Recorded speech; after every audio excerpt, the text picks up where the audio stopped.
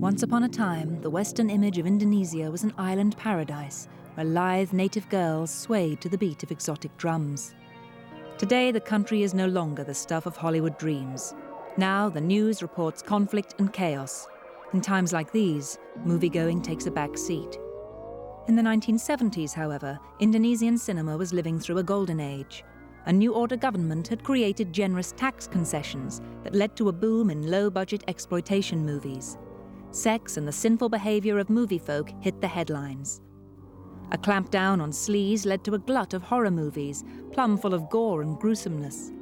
In the worldwide video explosion of the early 1980s, these Indonesian nasties hit the unsuspecting West with a melange of weird witchcraft, mystical martial arts, and geysers of gushing gore. Cult movies, horror movies, black magic, all sort of things are always interesting to the Indonesian audience.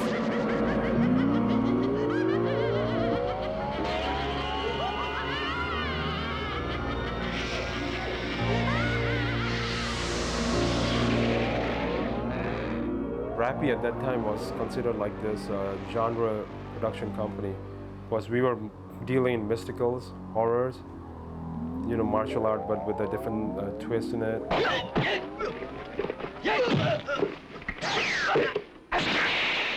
Ya kalau barangkali dunia itu terkenal horor di Inggris ya, dan orang Indonesia sendiri juga negeri yang punya horor sendiri yang kaya.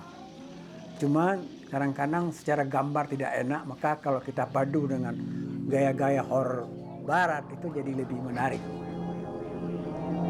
Tell me why you wanted to meet me. Because I'm interested in learning the most powerful magic that exists today. Well now, I know the world's most powerful black magic.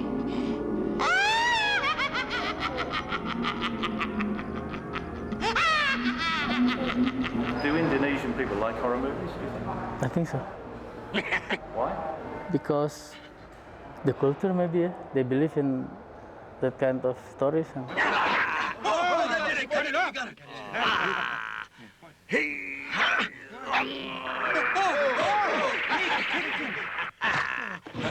Ini film horor itu saya buat karena untuk kepentingan pasar aja. Penonton film Indonesia itu adalah kelas menengah bawah. Jenis film seperti itulah yang Indonesians have always loved cinema, but the films they saw were mostly imported from overseas. In the early 1970s, the government kick-started the local industry by forcing importers of foreign movies to produce their own homegrown titles too. In 1977, there was a decree from the government. You produce one title, you get import license of 5 titles. Now, that was the booming year.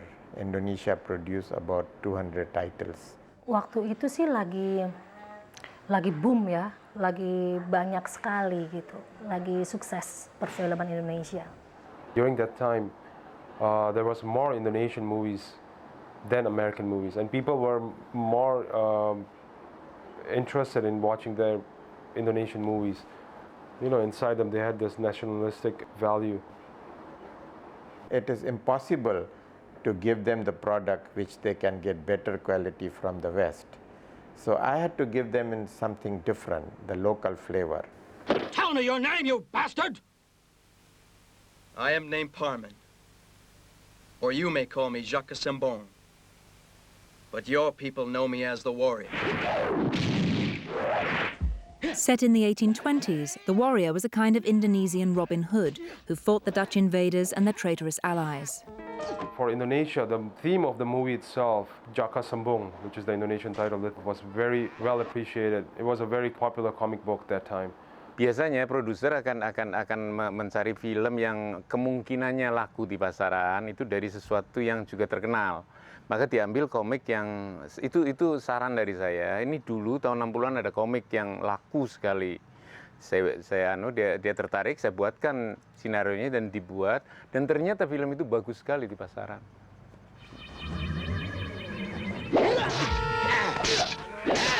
Jaka Sembung is the warrior, possessed with incredible strength. The magical forces of good and evil come face to face. Never before has so much terrible power been unleashed in one place. I fight good. Dalam komiknya sendiri itu ada yang berupa ya jurus-jurus yang memang ditonjolkan di filmnya, mulai bukan hanya jurus saja tapi setting dari background gambarnya yang memang cukup menarik untuk diperbaharui atau dibuat film gitu.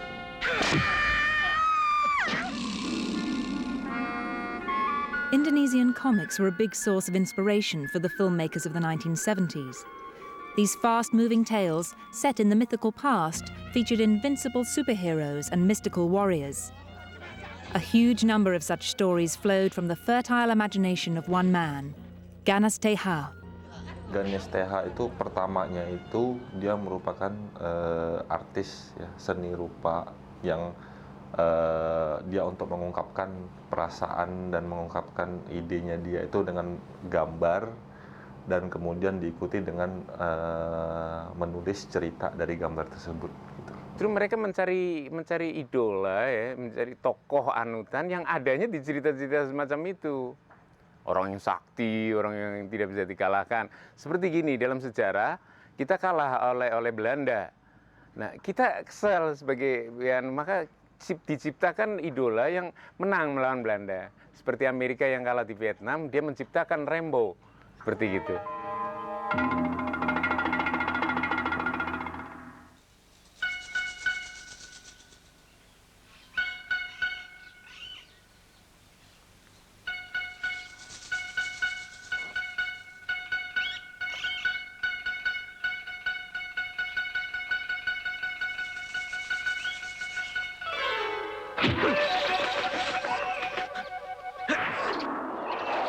Unlike Rambo, Indonesia's avenging heroes were gifted with supernatural powers and great strength. These were assets that came in handy when encountering evil magicians, one-eyed monsters, and wicked witches.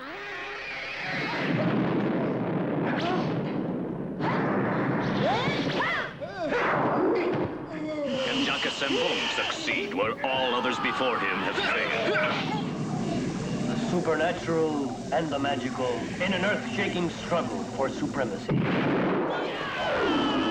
Barry Prima as Jaka Sembung. Barry Prima, who played Jaka Sembung, became a cult hero in Indonesia, mobbed by fans wherever he went. I cannot walk when I go ke kampung, nggak bisa jalan saya. Panggil kadang-kadang nama Berry tuh Berry. People consider him to be this hero, not magic power, but a real hero. Especially when he went more into the small towns and everything.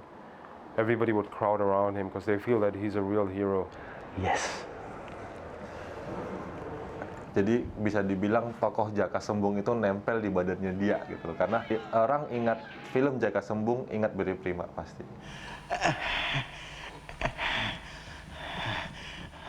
But sometimes the pressure of fame just got too much for him. Tapi saya heran bahwa Barry Prima itu begitu sayang kepada saya dan begitu hormat kepada saya. Ada orang bilang dia waktu itu baru sembuh dari sakit, diceritakan dia suka mematahkan properti pedang.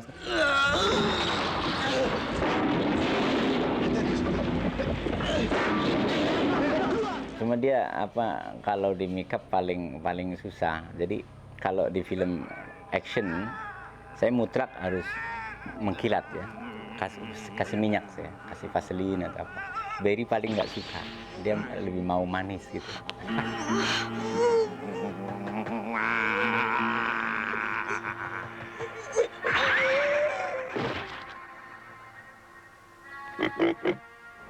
never make a good film.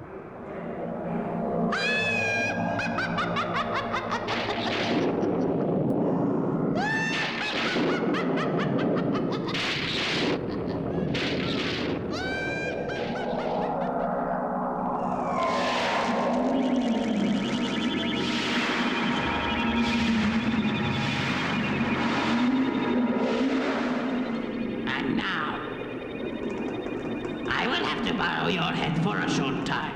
Produsernya itu yang produsernya itu senang film horor macam saya itu. Lalu dia ketemu buku yang ditulis oleh seorang perwira angkatan laut yang di kapal terus, yang jadi otentik dianggap cerita itu karena yang menulis orang Bali. Tapi karena kami juga berpikir bagaimana film ini tidak hanya jual Bali tapi juga bisa diterima oleh banyak orang di daerah lain, maka kami pilih pemerannya wanitanya itu orang asing yang kami ceritakan seolah anak Australia. Veteran filmmaker Chut Jalil had a background in theatre and script writing. Mystics in Bali was his first horror film. He went on to become a specialist in integrating traditional Indonesian horror themes with sophisticated Western special effects.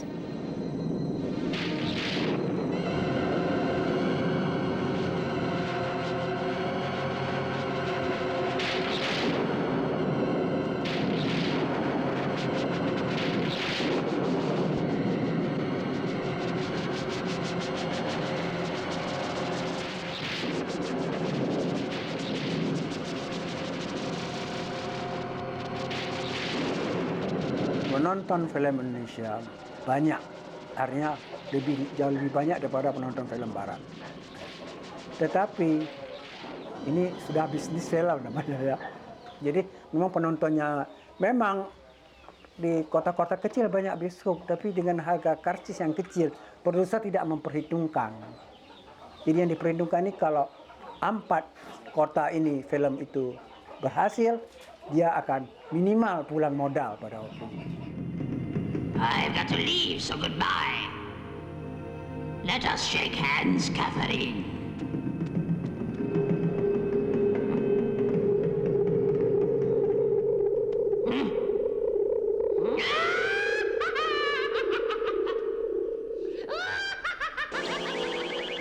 Jadi maka saya bilang tadi kadang-kadang kalau horor tradisional itu mungkin kurang menarik, misalnya Jai Langkung segala macam itu.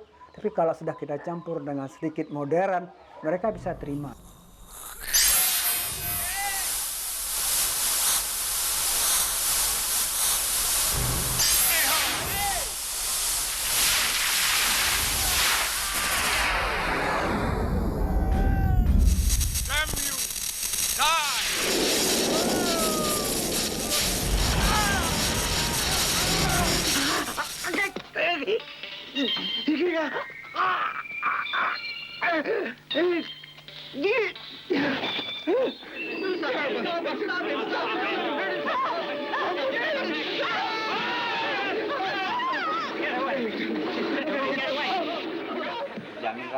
Western-style horror requires makeup and special effects. Indonesian filmmakers were lucky to have in their midst a man who could make even their wildest ideas come true. Saya El Badrun dari Indonesia. Bikin dulu masker, kasih orang pakai makeup, efek, rambut, udah pakai syuting. Saya lihat di frame, di monitor, oke, ya udah. Okay. Mau dari bahan material apa yang lebih bisa dipakai murah, harus banyak kreatif itu.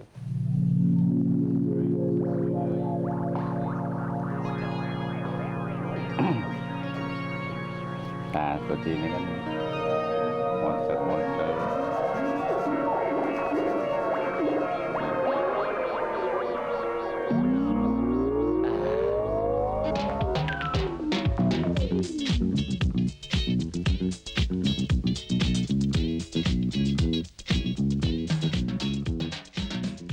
Indonesian horror of the 1980s was aimed at the middle classes, college kids and city dwellers.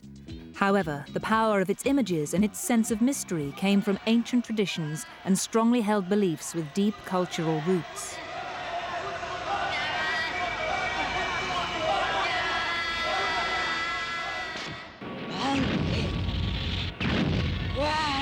To the lower class people, the people outside Jakarta, the smaller towns, these things do happen. Mystical powers are there, there's black magic, voodoo stuff. Bangkit! Bangkit! You could actually put a curse on this guy or that guy, put a shame on their family. You could actually revive the dead.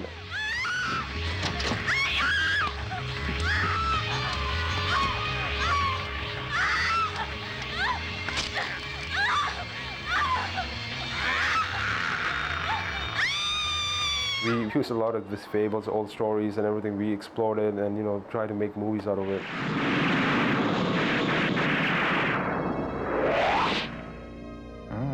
Crocodile men.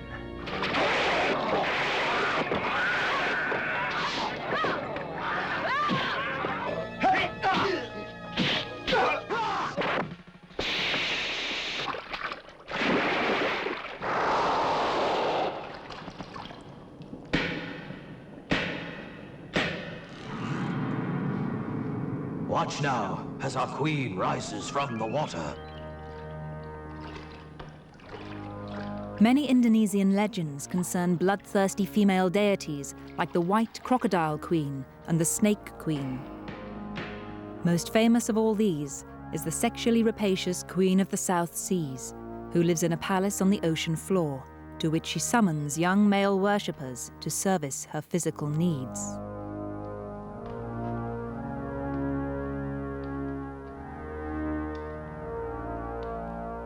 Itu di posisi repo itu bukan lagi legenda, soalnya itu sesuatu yang memang ada. Sekarang saja kalau ada orang tenggelam di Pelabuhan Ratu, itu akan dia bilang itu diambil atau apa murkanya Ratu Pantai Selatan. Itu khusus untuk orang Jawa Barat. Itu memang sudah bukan legenda, seolah-olah sudah ya seperti seolah memang ada. Invisible Queen, hear the call of your people. We, your followers, ask that you accept our sacrifice. A young man, brave and strong. A young man willing to sacrifice his body and soul in your honor. O great queen, accept this man as your life's partner. Take him now to live with you in your palace underneath the lake.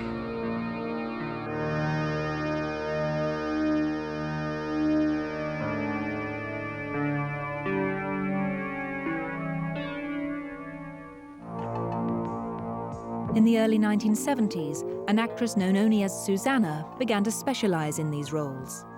Within a few years, she was a living legend, Indonesia's ageless Queen of Horror. Very young, very beautiful, and a very talented actress. Very, very talented actress. People just fell in love with her.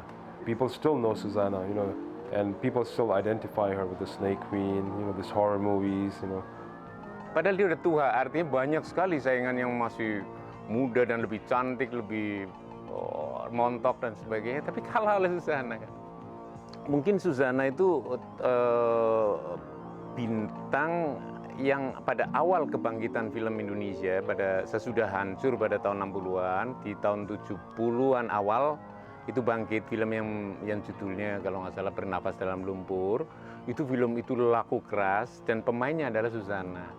Mungkin itu masih melekat pada audiens kita gitu. Di Indonesia ini juga agak kurang film-film horornya gitu.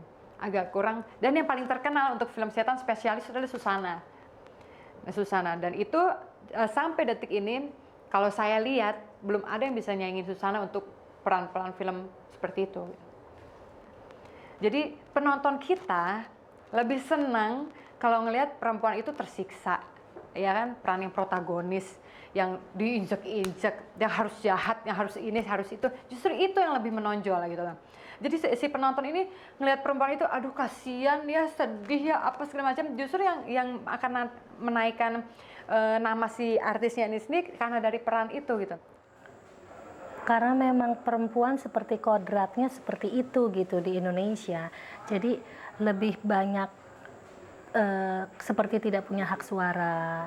Jadi perempuan itu memang kodratnya seperti nunduk gitu kan. Kesehari-hari memang tradisi Indonesia kan seperti itu. Waktu tahun 80-an. Dendam perempuan kali yang selama ini ditindas sama laki-laki, kepengen dia juga punya power, itu kali ya. I must like that.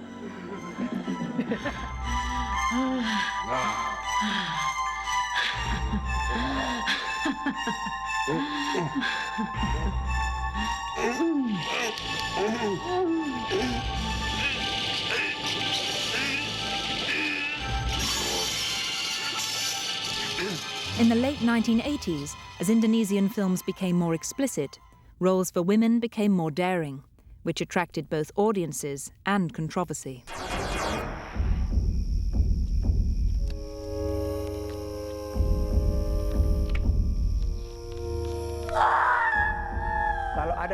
Kalau saya orang yang ada kasus dengan sensor, tapi bukan karena saya melanggar peraturan sensor, tapi karena film saya meledak, yaitu Pembalasan Ratu Laut Selatan.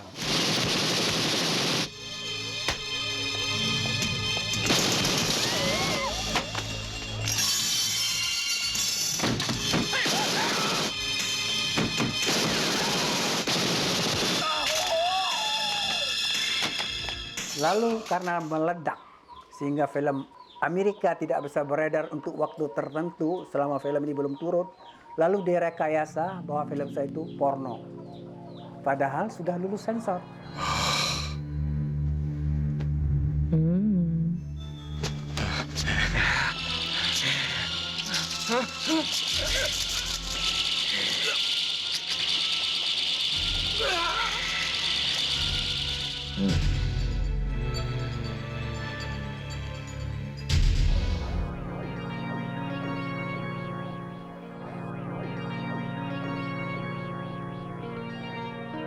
As Indonesia's economy faltered, the corrupt dictatorship clamped down on all forms of opposition.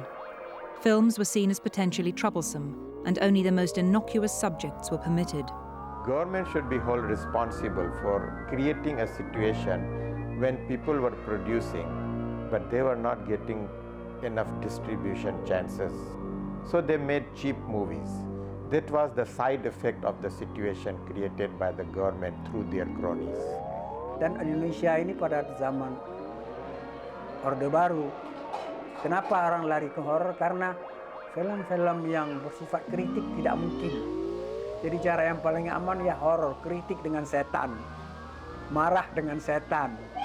Yang jahat itu setan. Jadi kita bilang penguasa jahat, tapi setan yang jahat. Begitulah kira-kira.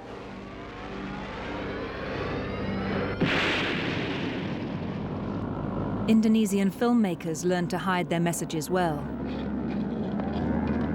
Even a mystical martial arts movie could disguise a heartfelt political protest.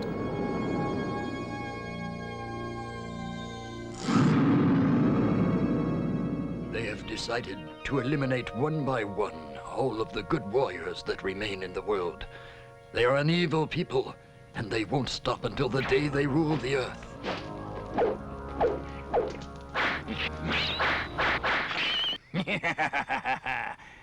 You see, all the evil warriors of the world are united. Our warriors will prove to you. By working together, we can rule the whole earth. We shall rule the world according to our own methods.